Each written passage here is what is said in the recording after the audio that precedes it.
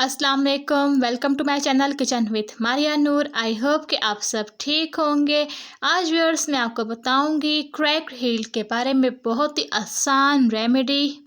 जैसे कि आप सब जानते हैं कि सर्दियों का मौसम आ चुका है, तो सर्दियों में फटी हुई एड़ियों का बहुत मसला हो जाता है। हमारी स्किन जो है पानी कम पीने की वजह से डिहाइड्रेट रहती है, तो इस वजह से जो है एड़ियाँ फटने लग जाती हैं, होंठ ड्राई होने लग जाते हैं, स्किन हमारी ड्राई रहने लगती है।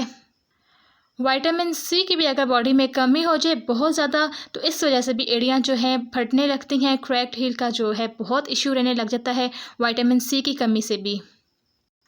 आज हम बनाएंगे बहुत ही इजी क्रीम फटी हुई एड़ियों के लिए। हमारे घर में मौजूद चीज़ों से बनेगी। इसके लिए व्यूअर्स आपने लेनी है वेज़लिन। आप कोई भी कंपनी की वेज़लिन ले लीजिएगा। और फिर आपने लेना है ग्लिसरीन। फिर इसमें जाएगा रोगनी बादाम और 4 नंबर पे इसमें जाएगा कोकोनट ऑयल। वेज़लिन व्यूअर्स मैंने ले ली है 1 टेबल स्पून भरकर। अब इसमें हम डालेंगे 1 टीस्पून रोगनी बादाम,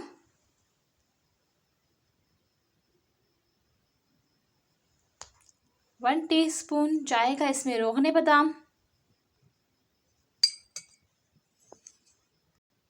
ये मैंने लिया है कोकोनट ऑयल। कोकोनट ऑयल जैसे कि आप जानते हैं कि सर्दियों में जो है वो जम जाता है, तो इसलिए इसको मैंने हल्का सा मेल्ट कर लिया है। तो 1 टीस्पून इसमें जाएगा कोकोनट ऑयल। ये देखिए 1 टीस्पून इसमें जाएगा कोकोनट ऑयल। अब इसमें जाएगी ग्लिसरीन। ग्लिसरीन इसमें डालेंगे 4-5 ड्रॉप्स।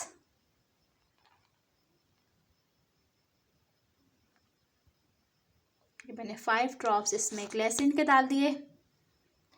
अगर आपके पास रोगनी बादाम अवेलेबल ना हो तो आप इसमें जो है ऑलिव ऑयल भी डाल सकती हैं रोगनी बादाम की जगह।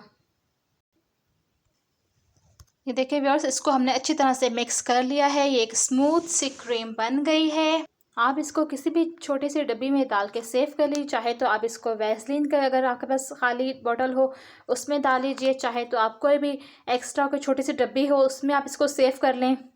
रात को सोने से पहले आप अपने पैरों पर अच्छी तरह से इसको लगाएं, मसाज करें।